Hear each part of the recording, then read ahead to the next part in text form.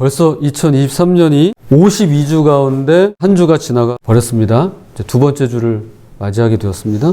새해를 시작하면서 우리가 마음의 다짐을 글로 적어서 함께 나누기도 했는데요. 스스로 약속한 바를 여러분 잘 지키고 계신지요? 혹시라도 잘 안 되고 일주일간 실천을 못하고 있다면 오늘부터 다시 시작하시기를 바라겠습니다. 완벽히 해내진 못해도 조금씩 흉내라도 낸다면 어느새 하나님께 하듯이 정성을 다해 살아가고 있는 나 자신을 발견하게 되리라고 믿어 의심치 않습니다. 에베레스트 산에 오르고자 한다면 매일같이 동네 뒷산이라도 올라가야 됩니다. 그러한 실천력이 우리에게는 필요한 것입니다. 오늘부터 작은 것 하나씩 실행에 옮기시는 저와 여러분 되시기를 바라겠습니다. 자, 오늘 본문을 함께 보면서 새해 새날을 열어가시는 주님의 마음을 두 가지로 함께 나누고자 합니다. 첫 번째로 세례 요한 같은 분을 곁에 두시기를 바랍니다. 세례 요한 같은 분을 곁에 두셨으면 좋겠습니다. 누가복음 3장 18절입니다. 또 그 밖에 여러 가지로 권하여 백성에게 좋은 소식을 전하였으나 세례 요한은 여러 가지로 권하여 백성에게 좋은 소식을 전했습니다. 여러분에겐 이런 분이 계신가요? 좋은 소식을 전해주시는 분.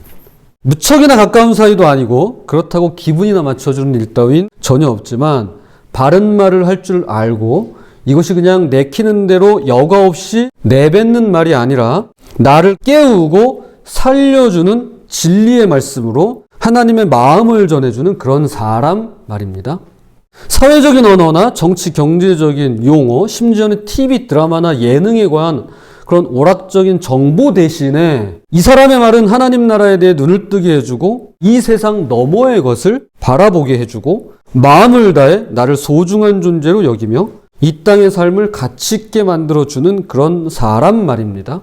그럼에도 불구하고 이런 좋은 소식은 마냥 기쁜 소식, 편안한 소식만은 아닌 것입니다.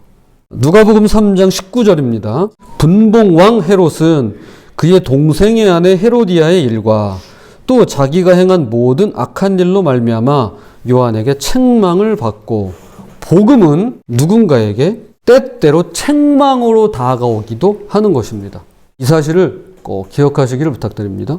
디모데후서 3장 16절 17절입니다. 모든 성경은 하나님의 감동으로 된 것으로 교훈과 책망과 바르게 함과 의로 교육하기에 유익하니 이는 하나님의 사람으로 온전하게 하며 모든 선한 일을 행할 능력을 갖추게 하려 함이라. 이 책망이 복음, 즉 좋은 소식이 될 수 있는 이유는 어떤 특별한 유익함이 있기 때문에 그러합니다. 바로 하나님의 사람으로 온전하게 하고 선한 일을 행할 수 있는 능력을 갖추도록 해주는 그 유익함을 가져오기 때문에 그러한 것입니다. 그러므로 이것이야말로 복음이며 좋은 소식이 될 수 있는 것입니다. 언뜻 보기에 저 같은 목사가 바로 이런 세례 요한과 같은 그런 사람일 거라고 생각할 수 있습니다. 물론 그럴 수도 있겠죠. 그러나 꼭 그런 것만은 아닙니다. 어떤 분들에게는 그저 예배를 인도하고 설교하고 기도를 드리며 성찬식, 세례식 등의 성례전을 주관하고 결혼과 장례식을 맡아 하는 직업일 뿐입니다. 누군가에겐 기독교가 아니라 죄송합니다. 개독교가 될 수도 있고요. 누군가에겐 목사가 아니라 먹사가 될 수도 있습니다. 오늘 본문의 헤롯왕처럼 쇠창살로 만든 물리적인 감옥에 가둘 수는 없겠지만 적어도 자신의 귀를 막아버리고 그 목사의 말을 듣지 않을 수도 있겠죠. 아무리 말씀을 전해도 안 들어버리면 그만이니까 말이죠. 하지만 그렇지 않은 분들도 계십니다. 대화를 나눈 뒤에 하나님께서 원하시는 것이 무엇인지 다시 생각해보며 자발적으로 하나님의 뜻에 순종하는 그런 분들이 계십니다. 이것은 마치 내 몸에 이상이 생겨서 병원에 찾아가 의사의 진단을 받은 뒤에 그 의사의 소견대로 움직이는 것과 같은 이치입니다. 저는 목사로서 저만의 이런 영적인 조언과 직언을 할 수 있다고 생각하지 않습니다. 제가 학생 때 그리고 청년 때 제가 속해 있던 찬양팀이 있었습니다. 사실은 그 찬양팀에서 제가 제 신앙의 어떤 성장과 성숙을 이뤘다라고 말씀드릴 수 있는데요. 그 안에 믿음의 선배들을 통해서 신앙의 성장을 몸소 경험할 수 있었더랬습니다. 그러니까 좋은 선배들이 있었습니다. 제가 전도사 시절엔 주일 저녁 예배가 다 끝난 뒤에 예배당 정리를 마치고 자연스럽게 그냥 한 집사님 부부 댁에 들러서 차 한 잔을 마시고 집으로 돌아가던 그런 시절이 있었습니다. 지금은 안타깝게도 뇌출혈로 인해서 혼수 상태에 빠져 계시긴 하지만 당시만 해도 영적인 조언과 직언을 그 자리에서 듣곤 했더랬습니다. 지금은 가까이 교제하고 있는 목사님들과 학교를 통해서 만나게 된 고마운 분들이 계시고요. 교회 성도님들과 또 인터넷 교우분들이 또 계시며 누구보다도 제 아내와 자녀들을 통해서 주님의 마음을 느낄 때가 있습니다. 여러분에게 이런 권면을 해주시는 세례 요한과 같은 분이 계신가요? 그분이 목사님이건 장로님이건 집사님이건 성도님이건 심지어는 교인이 아니라도 상관이 없습니다. 그것이 유튜브라도 상관이 없습니다. 여러분에게 하나님 나라에 대해 눈을 뜨게 해주고 주님의 마음을 깨닫게 해주고 영적인 조언과 직언을 해주는 그런 분들이 계신다면 여러분은 행복한 분들이 틀림없습니다. 하지만 만약에 계시지 않는다면 그래서 목사도 어렵고 교인들과도 서먹하고 피상적으로 밖에 할 수가 없어서 영적 장님인 나 자신을 이끌어줄 신앙의 조력자가 없다라고 한다면 지금이라도 늦지 않았습니다. 바로 기도하시기를 바랍니다. 이런 분을 붙여달라고 그리고 그분을 통해서 하나님 말씀으로 나와 내 가정을 인도해 달라고 말이죠. 세례 요한과 같은 영적인 조력자를 꼭 곁에 두시길 주님의 이름으로 부탁을 드립니다. 꼭 가까이 두시기 바랍니다. 그런데 여기서 한 걸음 더 나아가기를 부탁드립니다. 나에게 세례 요한과 같은 영적인 사람이 필요한 것처럼 다른 사람도 세례 요한과 같은 영적인 사람이 필요합니다. 그 일을 이 시간에 함께 예배드리며 말씀을 나누고 있는 여러분들이 감당해 주시길 주님 이름으로 부탁드리고자 합니다. 저는 못하는데요. 저는 안 되는데요. 그렇지가 않습니다. 안 하는 거지 못하는 게 아닙니다. 안 해본 것 뿐이지 못하는 게 아닙니다. 그렇게 할 기회가 없었던 것 뿐이지 못하는 게 아닙니다. 하나님 말씀대로 살아보지 않았을 뿐이지 못하는 게 아닌 것입니다. 처음엔 못할 것 같은데 공부도 직장도 가정도 다 감당할 수가 있듯이 세례 요한처럼 좋은 소식을 전하는 역할도 감당할 수가 있게 되는 것입니다. 저는 제가 어제도 그런 걸 느꼈지만 제가 결혼한 게 지금도 신기하고요. 그때는 정말 뭘 모르고 한 거죠. 그 사람이 좋아서 그냥 한 건데 막 덮어놓고 한 거지만 지금 생각하면 너무 신기하고 제가 저희 자녀들 넷이나 되는 그 자녀를 데리고 같이 산다는 게 저로서는 가장 큰 기적입니다. 그러니까 지금도 내가 이걸 어떻게 감당하고 있지? 그런 생각이 들 때가 있습니다.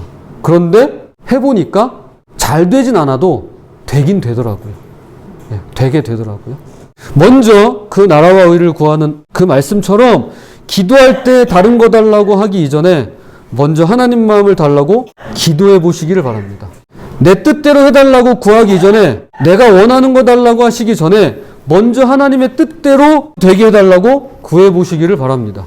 내가 믿습니다 하기 전에 먼저 하나님 보시기에 믿음직한 자녀가 되기를 간구해 보시기를 바랍니다. 그러면 거기서 영적인 돌파가 일어나고 그때부터 영적인 영향력이 흘러가기 시작할 것입니다. 히브리서 10장 24절 25절의 말씀처럼 서로 돌아보아 사랑과 선행을 격려하며 모이기를 피한 어떤 사람들의 습관같이 하지 말고 오직 권하여 그날이 가까움을 볼수록 더 그리하자라고 하는 주님의 말씀이 비로소 나에게서 이루어지기를 기대하시기를 바랍니다.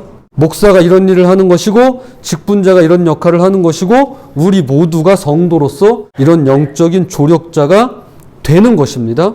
그 일을 하시라고 주님께서 여러분을 부르고 계십니다. 그 부르심에 응답하시는 2023년 우리 모두가 되시기를 주님의 이름으로 축복을 드립니다. 두 번째입니다. 헤롯 왕과 같은 어리석은 행동을 삼가하시기를 바랍니다. 다시 한번요. 헤롯 왕과 같은 어리석은 행동을 삼가하시기 부탁드립니다. 헤롯 왕은 영적인 직언을 하는 세례 요한을 알아보지도 못했을 뿐더러 알아봤다 하더라도 그를 감옥에 가두었습니다. 분봉왕 헤롯은 그의 동생의 아내 헤로디아의 일과 또 자기가 행한 모든 악한 일로 말미암아 요한에게 책망을 받고 이스라엘은 로마의 식민지였습니다. 그러다 보니 그 지방을 잘 아는 자를 관리자로 세워서 다스리는 분봉왕이라는 제도가 있었습니다. 초대 이스라엘의 분봉왕이었던 헤롯 대왕이 죽고 난 뒤에 그는 세 아들에게 지역을 나누어서 물려줍니다. 그중 세례 요한과 예수님이 사시던 갈릴리 지역을 다스리던 분봉왕이 오늘 본문에 나오는 둘째 아들 헤롯 왕, 헤롯 안티파스라고 하는 사람입니다. 이 분봉왕 헤롯에게는 이복 동생이 하나 있었는데요. 그는 이두레와 드라고니 지방을 다스리는 분봉왕 빌립이었습니다. 그런데 이 헤롯 왕과 빌립 왕 사이에 있어서는 안 될 일이 일어나게 됩니다.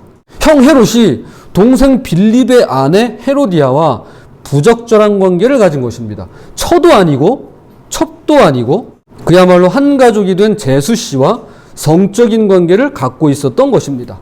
이것은 당시 새로운 뉴스거리가 아니었습니다. 신하들도 알고 백성들도 알고 삼척동자도 다 알고 있는, 하지만 분봉왕인 관계로 침묵하면서 누구 하나 입 밖으로 꺼내지 않았던 내용이었습니다. 그런데 이 골마버린 종기를 누가 터뜨렸나요?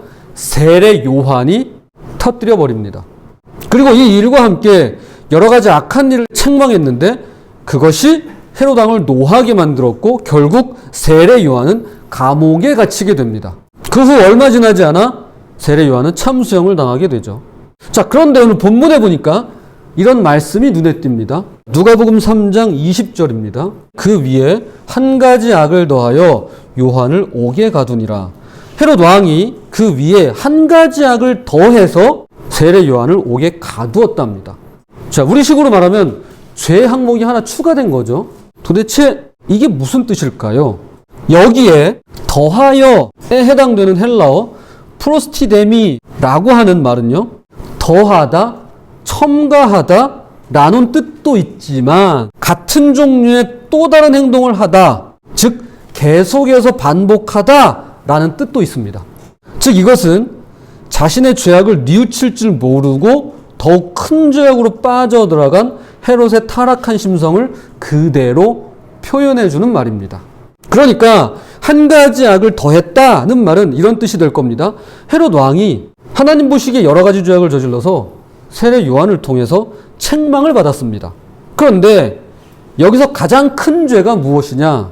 그것은 어떤 죄가 하나 더 추가된 것이 아니라 그것보다는 자기의 죄를 알면서도 계속해서 반복하기를 그치지 않고 하나님의 사람을 통해 직언을 들었음에도 불구하고 결국 자신의 죄악을 뉘우치지 않은 죄라는 것입니다. 죄가 많은 것도 문제지만 진짜 문제는 뭔가요? 죄를 뉘우치지 않는 것입니다. 여러분, 진짜 죄는 죄를 짓는 것도 물론 죄입니다. 그러나 그 죄를 뉘우치지 않는 게 더 큰 문제입니다. 여러분, 죄를 짓는 거 나쁜 일이죠. 그런데 더 나쁜 일은요, 죄를 뉘우치지 않는 것입니다. 이 세상에 죄와 허물이 없는 사람이 누가 있겠습니까? 전에는 우리도 다 그 가운데서 우리 육체의 욕심을 따라 지내며 육체와 마음에 원하는 것을 하여 다른 이들과 같이 본질상 진노의 자녀이었더니, 태어날 때부터 우리의 근본은 본질상 진노의 자녀였다고 성경은 기록하고 있습니다. 가계에 흐르는 죄악 때문일 것입니다. 조상으로부터 부모님에게로, 그리고 이제 나와 내 자녀들에게 이어져 내려가는 이 죄의 뿌리 때문입니다.